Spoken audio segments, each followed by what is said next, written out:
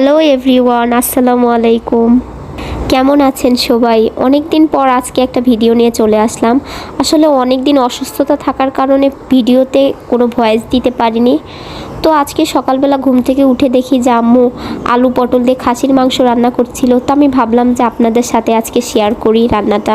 তো এই যে মাংস মাখিয়ে নেওয়ার জন্য প্রথমেই পেঁয়াজ কুচি দিয়ে দিলাম, রসুন, আদা বাটা, তারপরে চার পাঁচটা গরম মশলা গুঁড়ো করে নিয়েছি, ওইটা দিলাম।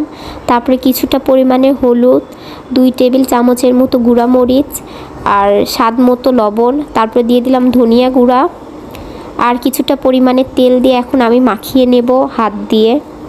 তো এই যে আমি মাখাচ্ছিলাম, মাখানো হয়ে গেলে কিছুটা পরিমাণে পানি দিয়ে দিব, একদম অল্প পরিমাণের পানি দিয়ে দিব। এই যে এখন অল্প পরিমাণে একদমই পানি দিয়ে দিলাম। তারপরে এখন আমি চুলায় বসিয়ে দেব। যে আমি এখন প্রেসার কুকারের বাটিটা চুলার উপরে বসিয়ে দিলাম, তারপরে ঢাকনাটা লাগিয়ে চুলাটা অন করে দিলাম। তারপরে অন্য একটা চুলাতে আমি কড়াই বসিয়ে কিছুটা পরিমাণে তেল দিয়ে পটল আর আলু দিলাম। আর এই পটল আলুটা হচ্ছে হলুদের গুঁড়া লবণ দিয়ে আগেই মাখিয়ে রেখেছিলাম। তো আমি এই যে এখন এগুলো একটু ভাজবো। কিছুক্ষণ পর নাড়াচাড়া করার পরে যখন একদম লাল লাল কালার চলে আসবে, যখন একদম ভাজা ভাজা একটা ফ্লেভার চলে আসবে, তখন চুলাটা অফ করে দেব। তারপরে ওই যে চুলার পরে প্রেসার কুকারটা বসিয়েছিলাম, তো এই যে 6টা সিটি হওয়ার পরে এখন ঢাকনাটা খুলে নিচ্ছি। তো এই যে সুন্দর একটা কালার চলে আসছে। যে কিছুক্ষণ নাড়াচাড়া করে কষানোর পর এর মধ্যে এখন দিয়ে দিব সেই ভেজে রাখা আলু আর পটলগুলো।